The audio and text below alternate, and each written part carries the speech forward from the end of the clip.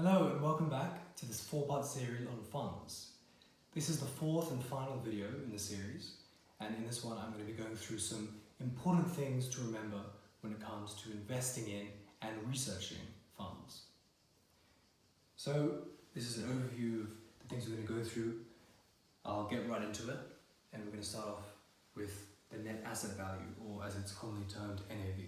This has come up in the past. It's a kind of share price at which you can buy into the fund at any time. So the way it's calculated, you can see, is the total assets divided by the shares in issue. And total assets in this case is the value of all the stocks or bonds or anything that the fund actually holds, all the securities. And the shares is simply how many shares this fund has decided to issue to the public.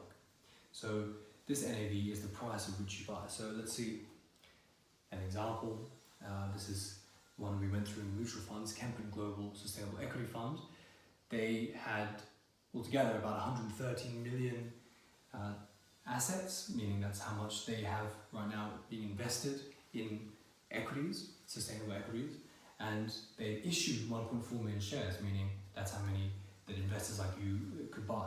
If you want to buy the whole fund, you have to buy all 1.4 million shares. So the calculation means 113 million divided by 1.4 million, and you get an NAV of €80.33. So that's how much you have to pay to buy one share of that fund. Now, onto distribution versus accumulation, and this has also come up in the past.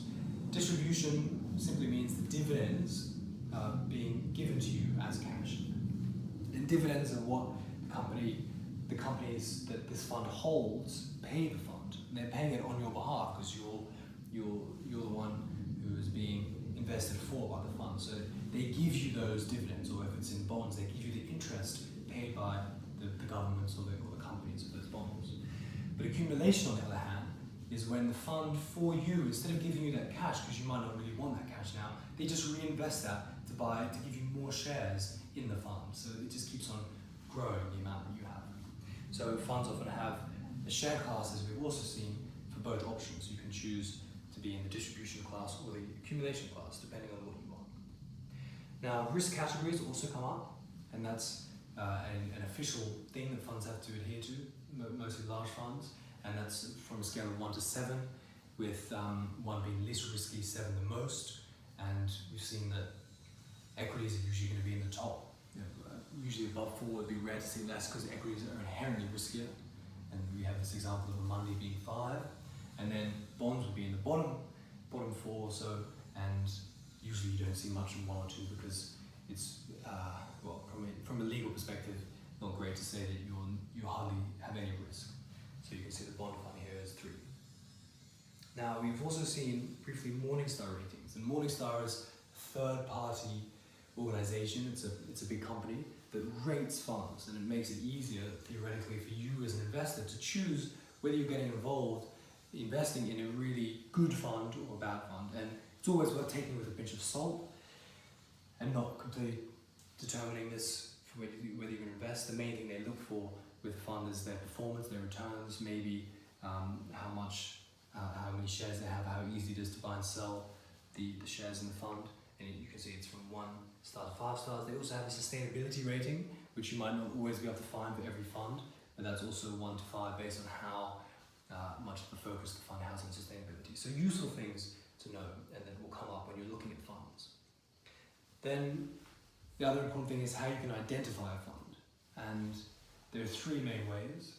You have what's called a SEDOL, S-E-D-O-L, and that's an identifying mix of numbers and letters. You have an ISIN, which is the same thing in the sense of it's an identifying mixture of numbers and letters, and you can usually just type that into Google and it will come up with the fund, and you can then type it into your broking account to buy the shares, so you know it's the right one. And you also have the ticker, which is usually a between 2 to 5 letter acronym, which is specific to that fund. Then fees are the final thing we're going to talk about. And this is simply the amount that's charged by the fund manager as a percentage of your investment to invest for you. They need to pay the salaries of their staff to actually do the job, and they're trying to make a profit by offering this. So there's some very simple cost structures and more complicated ones and more expensive ones. And the more as we've seen in the past, actively managed a fund is, like a mutual fund, the higher its costs are going to be, because they have to employ many more people. It's not just computers investing for you. So I found that Robeco, BP standing for Boston Partners, that they're partners with in America, doing investing in US equities. So they charge altogether, as you see, ongoing 1.7%, of which they have a 1.5% management fee simply to manage, and then service fee of 0.16% for all their administration.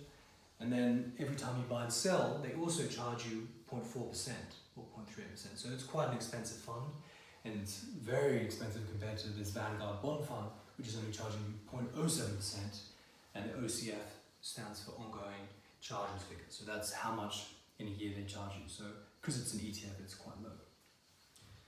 So I hope you remember these things to consider, and I appreciate you watching this 4-part series, and I'll see you in the next video.